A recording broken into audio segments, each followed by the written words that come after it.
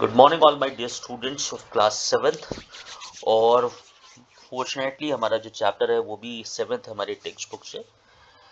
एक बात जो मैं बार बार अपने स्टूडेंट्स, अभी सिक्स का मैंने क्लास लिया और मैंने ये बताया कि बच्चों आप अपनी अटेंडेंस को कम मत करिए, ज़्यादा से ज़्यादा अटेंडेंस पर फोकस करिए, ज़्यादा से ज़्यादा, क्योंकि अब समय बहुत कम बचा है। समय इतना बचा है कि अगर आप जो है वो क्लासेस को मिस करेंगे तो शायद एनुअली जो आपका एनुअल एग्ज़ाम होगा उसमें आप बहुत अच्छा परफॉर्म नहीं कर पाएंगे। तो मेरी अपनी बार बार आपसे रिक्वेस्ट है कि आप प्लीज़ जो है अ, अपनी अटेंडेंस पर फोकस करिए और उसी अटेंडेंस के बेसिस पर आप एनुअल में अच्छा परफॉर्म कर सकें, ये आपकी जिम्मेदारी है। अब आज का जो चैप्टर है वो मैं आपको बताने जा रहा हूँ, the invention of Vita Wong.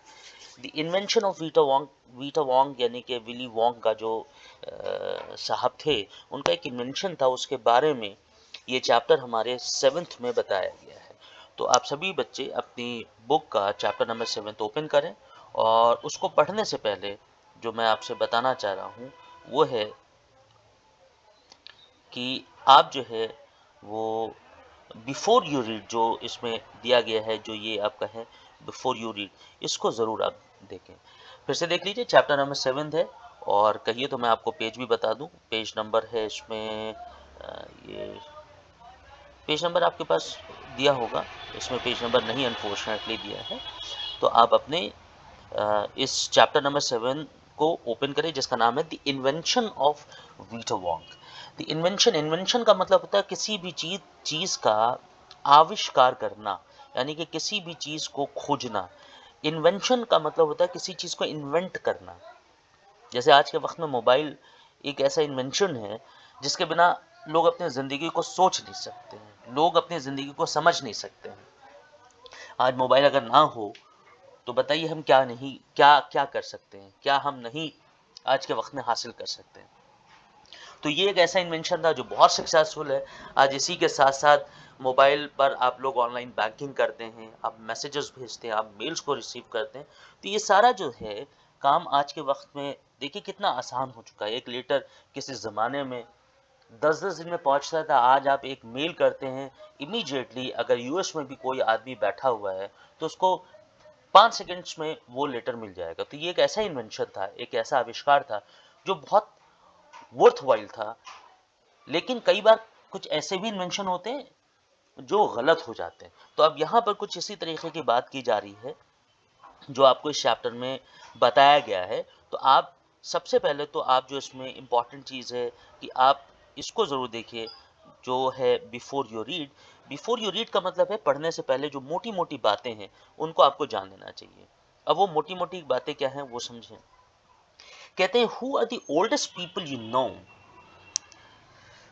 आप लोगों से भी ये सवाल है और आप इसका जवाब कल अपनी नोटबुक में हमको नोट करके दिखाएंगे जरूर। Who are the oldest people you know. ऐसे कितने बूढ़े लोग हैं, ऐसे कितने पुराने लोग हैं जिनको आप जानते हैं। अब कौन कौन से ऐसे लोग हैं वो आप जरा से आइडेंटिफाई अपने करीब करीब करिएगा, आप उनका नाम भी जरूर नोट करिएगा। फिर से देखें, बिफोर ये रीड में जो सबसे पहली बात है वो है who are the oldest people you know. और मैं बार बार कह रहा हूँ, 6 वालों से भी मैंने कहा है, 7 वालों से भी मैं कर रहा हूँ और आगे की क्लासेस में भी कहता रहूंगा कि जैसे हम वर्ड्स को साउंड कर रहे हैं, आपको ऐसे ही वर्ड्स को सुनना है और फिर मेरे बाद या मेरे साथ आपको साउंड करना है। मैं गलत साउंड को बर्दाश्त नहीं करूंगा, भले चाहे इस चैप्टर को, जो कि आपके लिए हो सकता है 5 मिनट का हो, 7 मिनट का हो, 10 मिनट का हो, आपको 5 बार सुनना पड़े। नो वरीज, सुनिए और अपने वर्ड्स को सही करिए। और ये एक ऐसी अपॉर्चुनिटी हम आपको दे रहे हैं जो दूसरा कोई स्कूल आपको नहीं दे रहा है। हम यहाँ से बैठ करके आपको एक स्टैंडर्ड टीचिंग यानी कि स्टैंडर्ड तरीके से पढ़ा रहे हैं।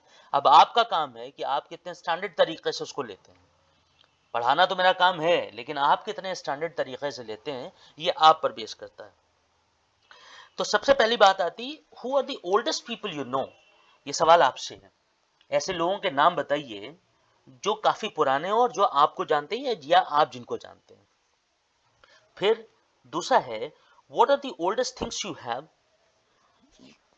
आपके पास कितनी पुरानी चीजें रखी हैं। पुरानी चीजें का मतलब, जैसे मेरे पास मार्कशीट मेरे हाई स्कूल पास होने की रखी है, तो ये ओल्डेस्ट चीज हुई, पुरानी चीज हुई। इसी तरीके से मेरी किताबें, मुझे जो बहुत पहले गिफ्ट्स मिलते थे या मिले थे, वो मेरे पास रखे हैं। तो ऐसे बहुत सी चीजें हैं जो मेरे पास रखी हैं। आपको भी ये देखना है कि आपके पास ऐसी कौन सी पुरानी चीजें हैं जो अभी तक आपने उसको प्रिजर्व करके, यानी कि उसको सेव करके रखा हुआ है। अब इसमें 2-3 ऑप्शन दिए गए हैं, जैसे इन योर हाउस, आप अपने घर में देखिए आपके पास कौन कौन सी पुरानी चीजें हैं। किचन से जुड़ी हो सकती हैं, ड्राइंग रूम से जुड़ी हो सकती हैं, ड्राइंग हॉल से, जिसको हम बोलते हैं ड्राइंग हॉल, उससे जुड़ी हो सकती हैं। इन योर सिटी, जैसे मैं लखनऊ शहर में रहता हूँ, तो यहाँ तो बहुत सी पुरानी पुरानी चीज़ें, रूमी दरवाज़ा कितना पुराना है, राइट। ऐसी टाउन विलेज, अगर आप गांव में हैं या विलेज में, मतलब अगर आप टाउन में हैं या विलेज में हैं, तो वहाँ ऐसी कौन सी चीज़ें हैं जो बहुत पुरानी है। हाउ ओल्ड आर दे, और वो कितनी पुरानी, कोशिश करिए। जैसे रूमी दरवाजा अगर मेरे से कोई पूछे तो मैं उसको बता दूंगा भाई कितना साल पुराना है। बड़ा इमाम बाड़ा कोई मेरे से पूछे तो मैं उसको बता दूंगा। तो ऐसे ही आप भी ये पता करिएगा, जैसे सिमरियावा में हॉस्पिटल है, गवर्नमेंट हॉस्पिटल, कितना पुराना है, राइट। ये आप पता करिएगा, थोड़ा सा रिसर्च पर करिए। इसके बाद अगली लाइन है, that have you ever wished, क्या आपने कभी विश करा। विश करने का मतलब होता है कभी आपने ये सोच बनाई, ये देखिए ना लिखा है, हैव यू एवर विश्ड, क्या आपने कभी विश करा दैट यू वर ओल्डर, कि आप ओल्डर हो जाएं। मतलब कभी इस तरह की सोच आई कि जल्द से जल्द हम बड़े हो जाएं। जैसे कई बार बच्चे होते हैं ना, उनको हमेशा बड़े होने की चिंता होती है, बड़े होने का शौक होता है कि अरे काश कि हम भी पापा की उम्र के हो जाएं, और जल्दी से हम भी जो है वो काम करना शुरू कर दें जो मेरे पापा काम करते हैं। लेकिन आप ये नहीं सोचते हैं कि आपके फादर पर कितना प्रेशर होता है। बच्चियां ये नहीं सोचती कि उनकी माओ पर कितना प्रेशर होता है। बड़ा होना तो हर कोई चाहता है, लेकिन जिम्मेदारी भी ऐसी चीजें होती हैं जो आपके बड़े होने के साथ साथ लग जाती हैं। आज अभी घर में आप बैठे हैं, किसी तरह की कोई जिम्मेदारी नहीं कि पैसे कहाँ से आएंगे फीस जमा करने के लिए, बच्चा स्कूल कैसे जाएगा। लेकिन अपने वालिदों से पूछे, अपनी माओ से पूछे कि वो बेचारी क्या क्या चीजें मैनेज कर रही हैं। उनको बहुत कुछ देखना पड़ता है। आपका एग्जाम हुआ, फीस जमा करने का प्रेशर आपके पेरेंट पर था। आपका एग्जाम हुआ, आपको स्कूल तक भेजने का प्रेशर आपकी माँ पर था। तो इस तरीके की बहुत सी चीजें हैं जो कहीं ना कहीं आप विश तो करते हैं कि आप जल्द से जल्द बड़े हो जाएं, but have you wish that you could grow up in a hurry, क्या आप इस तरह की भी विश करते हैं जिस विश के साथ ये बात जुड़ी हो कि आप एकदम से, मतलब बड़े हो जाए, लेकिन उस बड़े होने के साथ साथ कुछ जिम्मेदारियां भी आप पर आ जाती, उसको भी समझने की जरूरत है। अब the invention of Vita Wong, ये जो है चैप्टर, इसको मैं आपको थोड़ा सा बताता हूँ। कहते हैं mister Willy Wonka begins by inventing Wonka वीटे।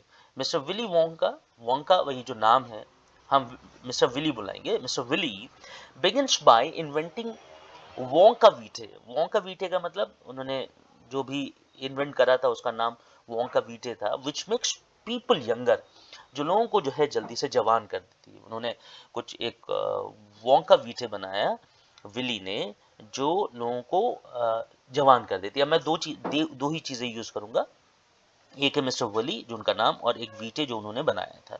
और ये क्या था जो लोगों को जल्द से जल्द जवान कर देती थी। बट वीटे इज टू स्ट्रांग, जो वीटे थे वो बहुत स्ट्रांग थे।